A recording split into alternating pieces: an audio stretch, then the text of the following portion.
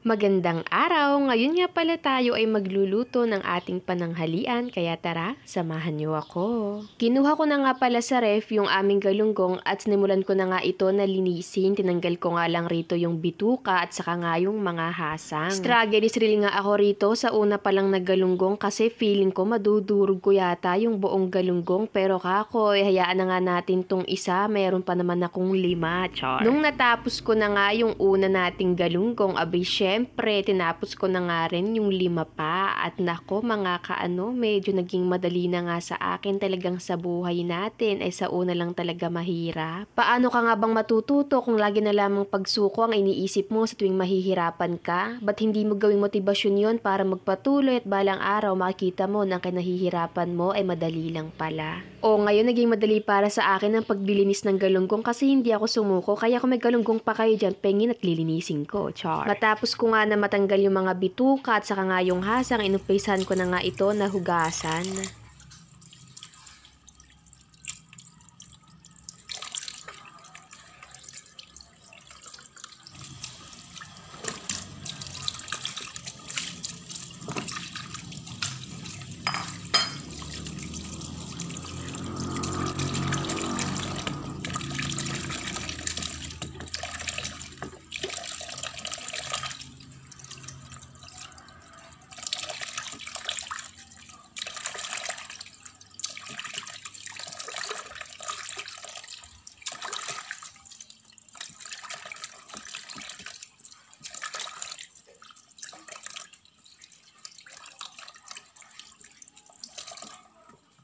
Matapos ko nga na mahiluran itong mga galunggong, binanlawan ko na nga ito ng binanlawan hanggang sa mawala nga yung mga dugo at mamutla na to.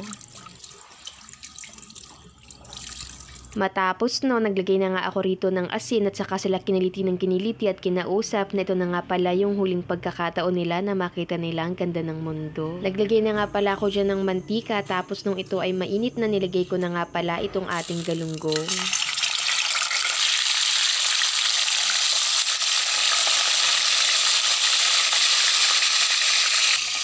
Hininaan ko nga lang yung andar nitong apoy dahil baka mamaya luto itong labas, hilaw naman yung loob. Habang nagpiprito nga ako, inumpisahan ko naman nagmawa na nga ng sausawan. Mas gusto ko nga na ganito yung sausawan, lalo na kapag kapiritong tilapia, dalagang bukid, saka nga galunggong. Hindi na nga ako nagtotoyo rito kasi nga may toyo na nga ako. Huy, jar. Matapos ko nga nababalatan yung labanos, ito naman ay aking hiniwa ng mga maliliit. Naalala ko nga rate, hindi ako kumakain itong labanos kasi masyado siyang maanghang. Relate ba kayo dito? Pero ngayon ako gustong gusto ko talaga yung labanos, kaya kahit mahal pilit naming binibili, ay minsan nga inuutang.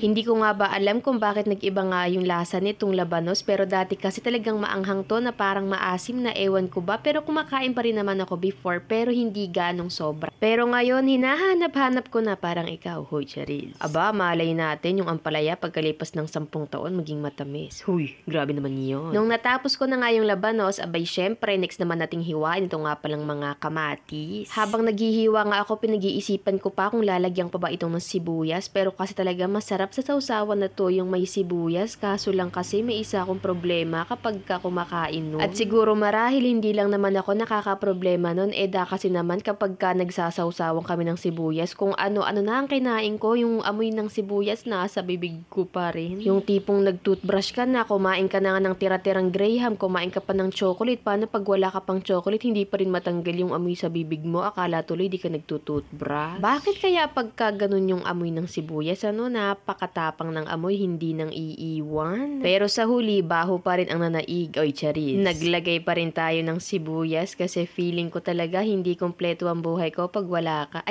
Hindi kompleto yung sausawang pag walang sibuyas. Huy, grabe naman yun. Nung nawala na nga yung pagka-shock-shock noong ating galunggong, inumpisahan ko na nga ito na bilingin kasi dati nung bata pa ako, naaalala ko kapag nagluluto ako nito, Diyos ko, pag biling ko, nakadikit lahat doon sa kawali. Ang mga laman na tinik na lang ang natitira. Ngayong matanda na ako, napagtanto ko, wag pala agad ilalagay yung isda hanggat di pa mainit yung mantika, at wag mo ring pilitin ibiling hanggat nakadikit pa ito sa kawali kasi masisira yung relasyon nyo. SD yung isda pala ho. At haya, nakaluto na tayo. Salamat sa panonood. Paalam!